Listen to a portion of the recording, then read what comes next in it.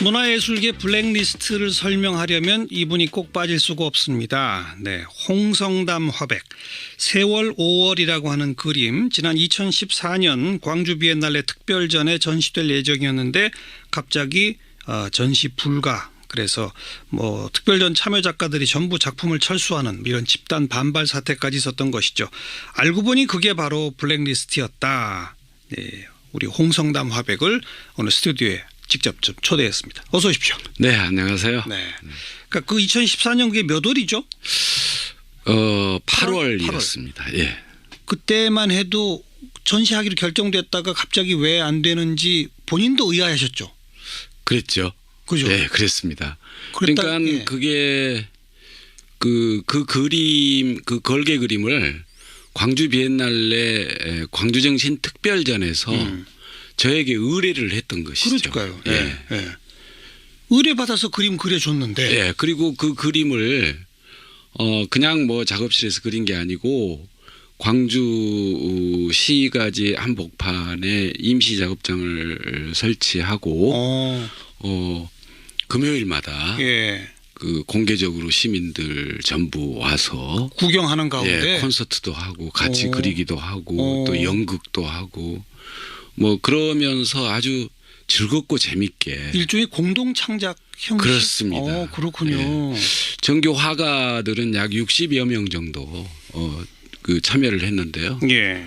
일주일에 한 번씩 그렇게 그 광주 시민들이 직접 와서 그 그림을 그리는데 같이 참여하고 예. 같이 또 재밌게 놀고 그런 과정들을 이렇게 쭉 가진 그런 창작이었습니다. 그러다 갑자기 이거는 전시 못합니다. 예, 그림을 좀 수정을 하라고. 그래서 제가 우리들이 이제 이런 논의에 의해서 그린 그 허수아비 박근혜 대통령 이 부분을 수정을 하라고 그래서 계속 버티다가 결국은 뭐 일을 가급이면 좋게 끝내자. 그래서 수정을 했어요. 어떻게 수정했죠? 그래서 우리가 큐레이터들한테 두 가지 대안이 있다. 하나는 그냥 그 부분을 하얀색으로 지워버리고 그대로 놔두는 방법. 예. 그리고 하나는 뭐 닭대가리를 좀 그려놓으면 어떻겠냐. 예. 예. 니들이 의논해서 결정해라. 그랬더니 큐레이터들이 아주 열심히 한 20여 분간 의논을 하더니 저한테 이야기를 했습니다. 하얀색으로 지워버리고 이렇게 놔두면 더 사람들이 이상하다. 더 이상하게 여기에 무엇이 그려져 있을까. 예. 그래서 더 이상하게 본다. 그래서 그러니까 닭대가리로 그려달라. 그래서 제가 아니 한간에 떠도는 시중에 떠도는 소문이 박근혜 대통령 별명이 닭대가리인데 그래도 괜찮겠느냐. 네. 그러니까 하여튼 박근혜 대통령 얼굴만 안 보이면 된다. 예, 그래서 닭대가리로 그려달라. 그래서 또 열심히 또 닭대가리로 그렸어요. 그랬어요. 예, 아주 열심히 그렸어요. 근데도 또 안 된다. 이제는 너무 흉측하다. 더 흉측해졌다. 그래서 저 닭대가리 뒤에 있는 박정희 유령으로 보이는 네. 그 군모에 그 별 두 개도 떼고 선글라스도 벗기고 군화도 벗기고 그리고 박정희 뒤에 서 있는 그 김기춘 그 당시 비서실장 얼굴도 지워라. 그래서 도저히 못하겠다. 예. 그렇게 버텼죠. 예. 그랬더니 그러면 전시 안 된다. 아니요. 그러고 나서 이제 전시 개막 그 하루 전날 책임 큐레이터가 와가지고 그 닭대가리로만 가려주면 그러니까 고쳐주면 자기가 책임지고 전시를 하겠다. 예. 예, 그래서 그럼 그렇게 하자고. 고쳐주셨잖아요. 예, 그래서. 고쳤습니다. 고쳐서 보냈습니다. 예. 보냈는데 그 그림이 전시장으로 간 게 아니고 그 그림 운송 트럭이 그냥 수장고 지하실 수장고로 마구 내려가서 그림이 수장고 속에 감금이 됐죠. 바로. 예. 그러니까 이미 결정이 된 거네요. 전시 그런 불가로. 것 같습니다. 자, 근데 그 시점만 해도 이게 어떤 체계와 메커니즘에 의해서 전시 불가 결정이 내려졌구나라는 걸 홍성담 화백은 모르셨죠? 몰랐죠. 그죠? 예. 그러다 전모를 알게 된 게 언제쯤입니까? 이번에 고 김영한 그 수석 그 비망록이 이제 까지면서 아니 제 이름이 8월 달에만 집중적으로 10회 이상이 나왔다고 그래서 예. 제가 너무 깜짝 놀랐어요. 2014년 8월 예. 홍화백 이름이 무려 10번 언급된다. 이렇게 예. 되어 있습니다. 난 너무 놀랐어요. 김기춘 실장이 그렇게 홍화백을 좋아하시나요? 그거 왜 그렇게 애타게 불렀을까요? 아니 저는 그래서 제가 제 목을 손대봤습니다. 내가 목이 아직도 붙어 있는가. 예. 예. 정말 너무너무 소름이 끼치고 이게 과연 나라이고 이게 국가인가. 예. 이 그림 하나 때문에 그 참 화가 한 사람을 소위 한 국가의 모든 권력의 최정점인 예. 수석비서관 회의에서 10번을 거론했다는 게 이게 말이나 되는 이야기입니까? 그러게요. 정말 소름이 끼쳐요. 작년 11월에 윤장현 광주시장이 당시 김종 전 문화체육부 차관의 전화를 받아서 너무 압력을 느껴가지고 어쨌든 행사를 마무리하고자 전시 불가 결정을 내렸다라고 뭐 스스로 반성겸해서 실토하지 않았습니까? 네. 그때까지만 해도 그냥 김종 전 차관 정도가 핵심인가 보다 그렇게 생각하셨던 거예요? 2014년 8월 그 세월호 5월 사건이 끝나고 나서 이제 서울로 안산 제 작업장으로 복귀를 해서 예. 천천히 이제 일지를 좀 써 내려갔습니다. 그러면서 쭉 생각을 하는데 저는 그동안에 들었던 이야기들 작업하면서 광주는 좁으니까요. 그림 그린 사람들도 한정되어 있고. 예. 그래서 여러 가지들을 종합했는데 저는 분명히 세 군데에서 압력이 있었을 것 같다. 어디요? 세 곳이면. 하나는 이제 그 청와대고 하나는 문체부고 하나는 안기부였을 그러니까 국정원이었을 것이다. 예. 왜냐하면 제가 국정원 이야기를 들었거든요. 비엔날레에 근무하는 후배가 저한테 와서 홍성담 선배님 이번에는 굉장히 위험합니다. 적당한 곳에서 멈추십시오. 지금 광주시 차원이 아니고 중앙에서 직통으로 계속 비엔날레에 압력이 들어오고 그리고 국정원 직원들이 비엔날레에 들락달락합니다. 우리가 불편합니다. 직원들이 불편해합니다. 그런데 그런 결국은 이야기를 보니까 했습니다. 이 국정원, 문체부, 청와대가 다 한 몸통이잖아요. 한 시스템이고. 예, 그렇게 됐네요. 그러니까요. 나도 그래서 그때 그 사건이 끝나고 나서 제가 생각했던 그런 예상들이 거의 이제 마저 들어간 것 같아서 예. 요즘 제가 거의 뭐 불면증에 밤잠을 못 이루고 있습니다. 왜요? 두려워요. 우리 홍하백님은 사실 요즘 같은 이런 게 한두 차례가 아니잖아요. 그렇지만 이번 사건은 너무 소름이 끼쳐서 정말 그 두렵다는 생각을 합니다. 지난 1989년에도 동학농민운동부터 60항쟁까지 그 민족해방운동사라는 그림 그리셨잖아요. 예. 그 그림 슬라이드가 평양 축전에도 갔고 예. 그러다가 그때 옥고도 치르셨잖아요. 예. 그때 검찰총장이 김기춘 전 실장이더라고요. 예. 그렇게 저하고 이 악연이 좀 있습니다. 그러니까 그런 89년에 직접 옥고까지 치르셨던 일도 있었는데 요즘이 그렇게 두려우세요? 왜 그러냐면 차라리 저를 그렇게 구속을 했으면 차라리 편하겠습니다. 아하.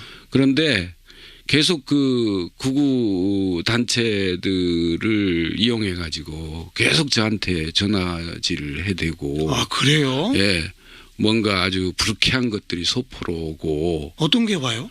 뭐 면도칼 같은 것이 당겨서 오기도 하고. 그래요? 예, 그리고 심지어 미국 그 교포들이 만나면 죽이겠다고 그런 편지를 전해오고요. 그리고 심지어는 서울에서 보수단체 약 150명이 대형 버스에 나눠 타가지고 제 아파트 현관 계단까지 이제 올라와서 발갱이 화가를 몰아내자. 시위를 해요? 예, 그렇게 시위를 하고 그렇습니다. 경찰에다 신고하셨어요? 그래서 경찰들이 와서 이제 계단으로 진입을 못하게 막고. 아니 이런 그랬습니다. 그 전화 또 뭐 소포 편지 이런 거 다 신고하셔야죠. 저 신고할 생각을 못했습니다. 신고하셔야 됩니다. 하나하나 다. 예. 그리고 다 전부 다 추적 내지는 수사 의뢰하시고. 예. 제가 또 경찰을 또 못 믿잖아요. 그래도. 예. 예. 저는 우리 사회가 너무 이런 식으로 그 염치가 없는 사회가 되어가는 것이 예. 대단히 두렵습니다. 예. 아까 제가 89년 얘기했는데 그 시절은 그냥 의뢰 그러려니 예. 탄압 받으려니 그럼요. 뭐 그랬었는데 예. 이제는 그 시절은 아니지 않겠나 했는데 이러니까 더 좀 이상한 거 아닙니까? 네, 그렇습니다. 우리가 이제 문민정부, 참여정부, 이제 김영삼 정부 이렇게 15년을 거치면서 예. 이제 이런 정도의 민주주의는 이제 되겠구나. 이제 시스템이 완성되었다. 예, 이제 예. 뒤로 가는 법은 없을 것이다. 예. 이렇게 생각을 하고 우리가 이제 더 우리 사회를 사랑할 수 있게 되고 그리고 참 국가라는 이미지도 어떤 의미에서 사랑할 수 있게 되고 그런 거 아니겠습니까? 그렇죠. 그런데 이게 급기야 그 박근혜 정권 들어와서 이게 대단히 이런 탄압들이 조직화되고 아주 그 세밀화됐어요. 그러니까 아주 김영삼 정부 출범 이후 김대중 노무현 정부를 거치는 15년 동안은 홍하백께서 본인의 예술활동 작품활동 때문에 뭔가 두려움을 느끼거나 그런 적은 없었습니까? 전혀 없었죠. 15년 동안. 그때도 이명박 정부 때도 없었습니까? 이명박 정부 때부터 사실은 그런 일들이 발생을 하기 시작을 했습니다. 그래요? 예. 최초가 어떤 거예요? 예를 들면. 제가 그 4대강을 비판하는 예. 그런 풍자화를 그렸었는데 예. 미술관에 걸리지 못하고 결국은 내려졌고 다른 그림으로 대체가 됐습니다. 전시 불가가 이명박 때부터 시작했군요. 그럼요. 그리고요. 또 어떤 사례들이 있습니까? 그리고 또 제가 또 그 이명박 그 용산 참사. 예. 그런 그림하고 또 우리나라가 새로운 이상하게 국가주의로 지금 가고 있는 것 같다. 그런 여러 가지 걱정을 그린 그 그림이 있는데 예. 그 그림도 전시가 못 되고 내려졌습니다. 제가 이명박 그 정부 때는 그런 두 번의 경험이 있었고. 예, 경험이 있었고. 박근혜 정부 들어서는. 박근혜 정부 들어서는 아까 조직화되고 아주 세밀화됐다 그러는데 어떻게 해요? 박근혜 정부 들어서는 문화재단 같은데 프로젝트를 냅니다. 동료들이. 예. 그러면 이제 거기에 참여하는 화가들 이름들을 전부 써서 낼 거 아니에요. 그렇죠. 그러면 거기에서 그 받는 그 사물을 보는 사람이 제 이름이 적혀져 있으면 그 이름을 삭제를 하라고 그럽니다. 왜요? 이 이름이 들어가면 어쨌든 빠지니까. 이거 통과가 안 될 것 같으니까. 그래서 일단 지원을 받고 나서 전시할 때 같이 하더라도 편법이죠. 그렇게 하라고. 그런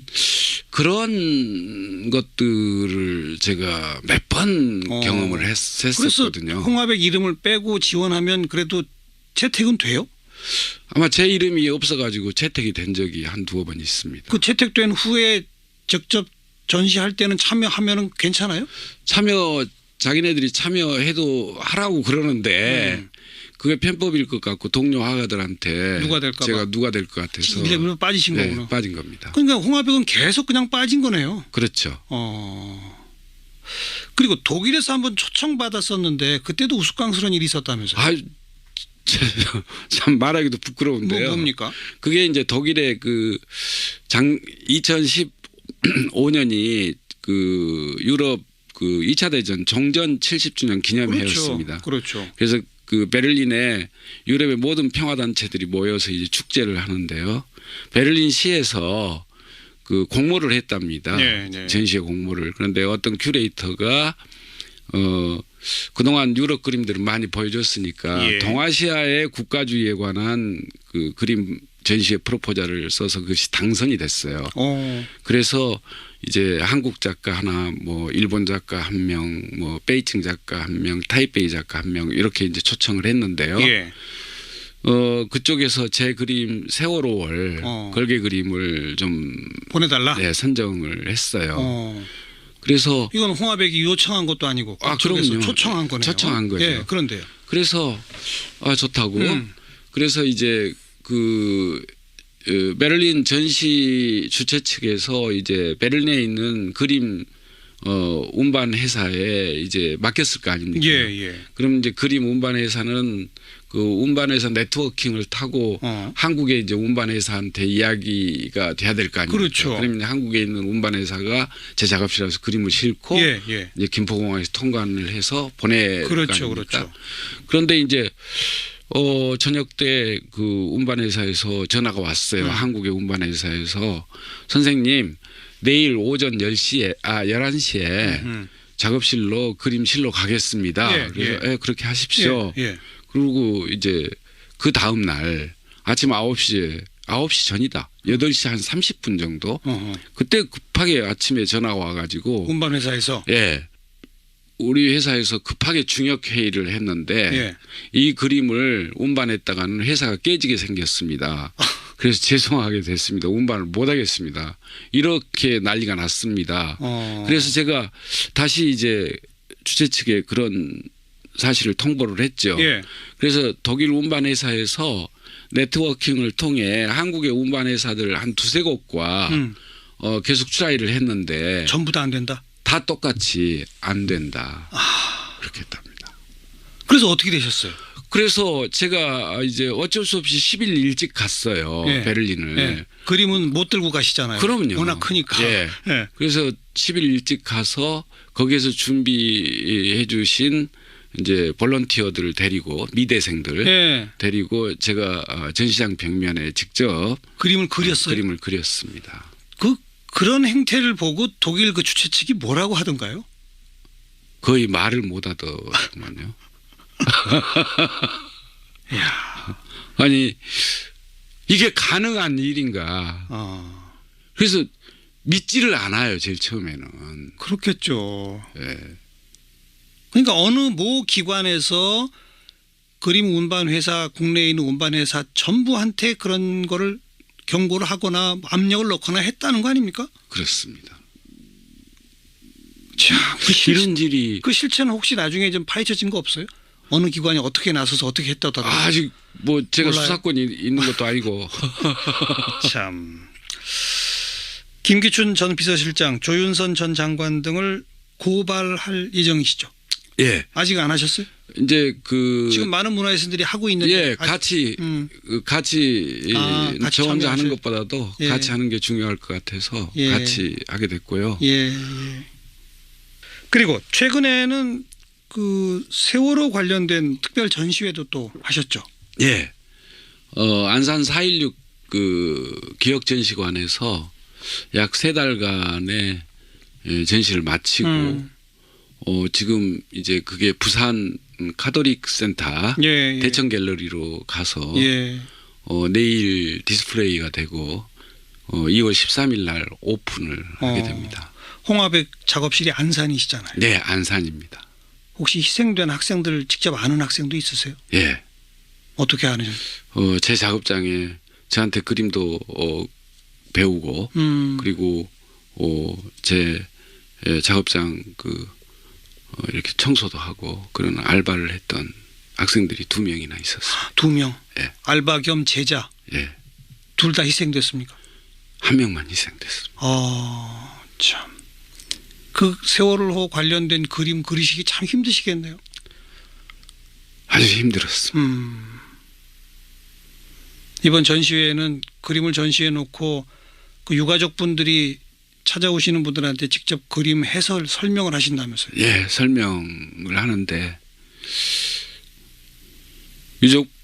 유족분들이 아무리 이제 냉정을 되찾으려고 해도 그 눈물 때문에 설명이 간혹 막히곤 했습니다만 오히려 그것이 다 설명을 하는 것보다도 음. 훨씬 더 그 사람들에게 많은 공감을 일으킨 것 같습니다. 네. 그리고 이 오늘 논의의 첫 출발이 됐던 그 2014년 작품 세월 5월 드디어 광주에 전시가 된다면서요. 예, 광주에서 이제 전시를 하기로 했는데요. 예. 제가 몇 가지 요구 조건이 있습니다. 어떤 겁니까? 그 당시에 같이 그 그림을 그렸던 60여 명의 화가들을 전부 초청해서 예, 예. 시장이 직접 그들에게 사과를 해라. 그리고 두 번째, 백서를 만들어라.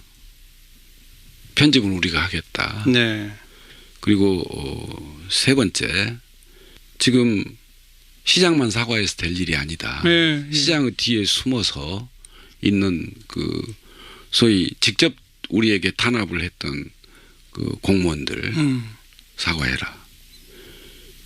그렇지 않으면 그까지 전시회 안 하겠다. 예, 예. 이렇게 제가 요구를 했습니다. 그 요구에 대해서는 아직 답변 없고요. 답변 없습니다. 근데 광주시 차원에서 아무튼 사죄의 명목으로 전시회를 열겠다라고 통보가 네. 온 거거든요. 네. 거기에 대해서 이러한 요구 조건을 거신 거고 네. 광주시가 어떻게 나올지 한번 좀 지켜보고요. 예. 김기춘 전 실장을 소재로 하는 그림을 본격적으로 하나 그리실 계획이 있다고 들었는데요. 저는요, 또 제가 이렇게 격해지려고 그러는데요.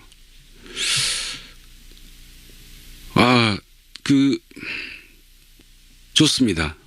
하여튼 뭐, 저를 10번이나 애타게 불러서 저를 탄압한 건 좋은데, 그 만여 명에 가까운 문화예술인들의 블랙리스트를 작성해서 관리를 했다는 거. 예, 예. 이것에 대해서는 도저히 제가 용서를 할 수가 없습니다.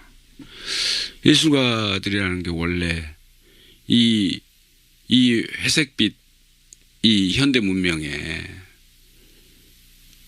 생활의 감정을 알록달록하게 입히는 그런 정말 순수한 영혼들 아닙니까? 예, 예. 이런 우리들이 무슨 죄가 있습니까?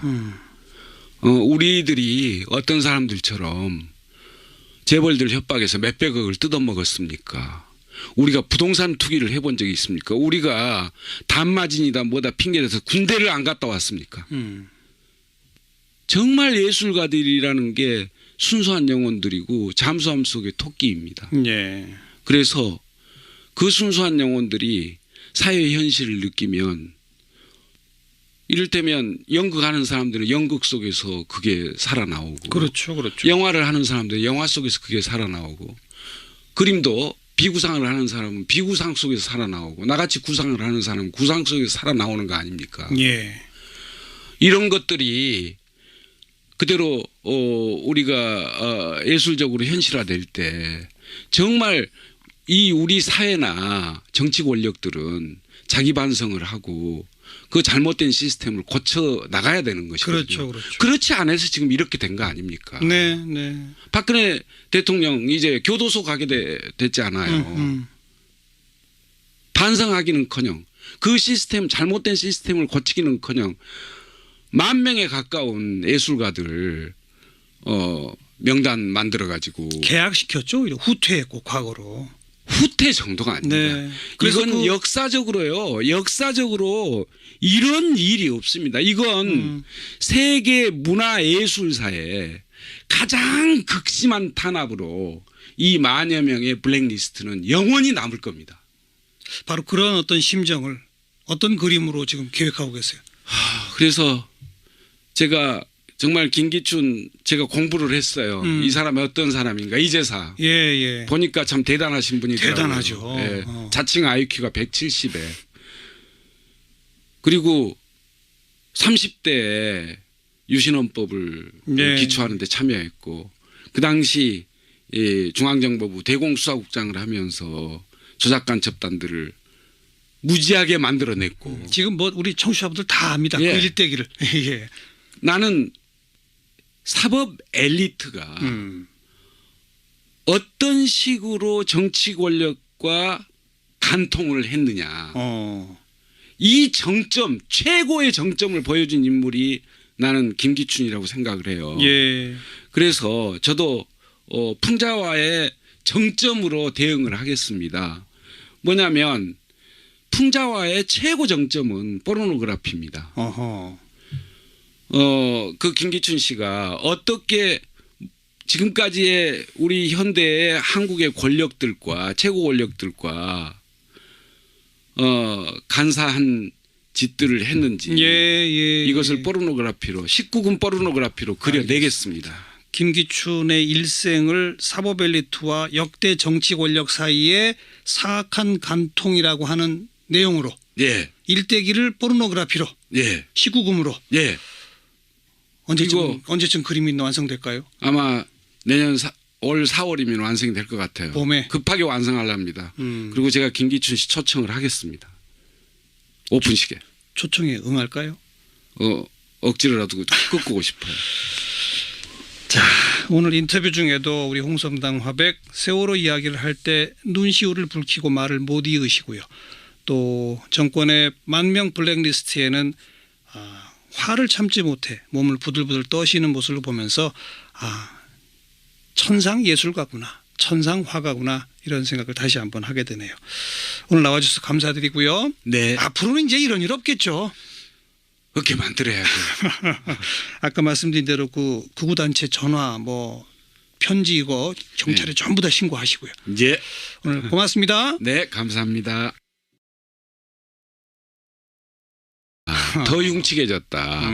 그래서 저 닭대가리 뒤에 있는 박정희 유령으로 보이는 네. 그 군모에 그 별 2개도 떼고 선글라스도 벗기고 군화도 벗기고 그리고 박정희 뒤에 서 있는 그 김기춘 그 당시 비서실장 얼굴도 지워라. 그래서 도저히 못하겠다. 예. 그렇게 버텼죠. 예. 그랬더니 그러면 전시 안 된다. 아니요. 그러고 나서 이제 전시 개막 그 하루 전날 책임 큐레이터가 와가지고 그 닭대가리로만 가려주면 그러니까 고쳐주면 자기가 책임지고 전시를 하겠다. 예예. 예, 그래서 그럼 그렇게 하자고. 고쳐주셨잖아요. 예, 그래서. 고쳤습니다. 고쳐서 보냈습니다. 예. 보냈는데 그 그림이 전시장으로 간 게 아니고 그 그림 운송 트럭이 그냥 수장고 지하실 수장고로 마구 내려가서 그림이 수장고 속에 감금이 됐죠. 바로. 예. 그러니까 이미 결정이 된 거네요. 전시 그런 불가로. 것 같습니다. 자, 근데 그 시점만 해도 이게 어떤 일을 가급이면 좋게 끝내자. 그래서 수정을 했어요. 어떻게 수정했죠? 그래서 우리가 큐레이터들한테 2가지 대안이 있다. 하나는 그냥 그 부분을 하얀색으로 지워버리고 그대로 놔두는 방법. 예. 그리고 하나는 닭대가리를 좀 그려놓으면 어떻겠냐. 예. 니들이 의논해서 결정해라. 정해라. 그랬더니 큐레이터들이 아주 열심히 한 20여 분간 의논을 하더니 저한테 이야기를 했습니다.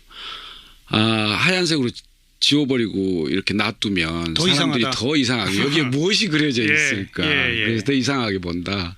그래서 그러니까 닭대가리로 그려달라. 그래서 제가 아니 한간에 떠도는 시중에 떠도는 소문이 박근혜 대통령 별명이 닭대가리인데 그래도 괜찮겠느냐. 네. 그러니까 하여튼 박근혜 대통령 얼굴만 안 보이면 된다. 예, 그래서 닭대가리로 그려달라. 그래서 또 열심히 또 닭대가리로 그렸어요. 그랬어요. 예, 아주 열심히 그렸어요. 근데도 또 안 된다. 이제는 너무 흉측하다. 아직 한복판에 임시 작업장을 설치하고 금요일마다 예. 그 공개적으로 시민들 전부 와서 구경하는 가운데 콘서트도 하고 같이 그리기도 하고 또 연극도 하고 그러면서 아주 즐겁고 재밌게 일종의 공동 창작 형식. 그렇습니다. 그렇군요. 예. 정교 화가들은 약 60여 명 정도 그 참여를 했는데요. 예.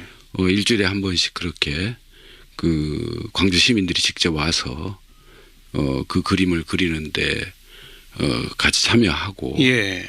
같이 또 재밌게 놀고 그런 과정들을 이렇게 쭉 가진 그런 창작이었습니다. 그러다 갑자기 이거는 전시 못합니다. 예.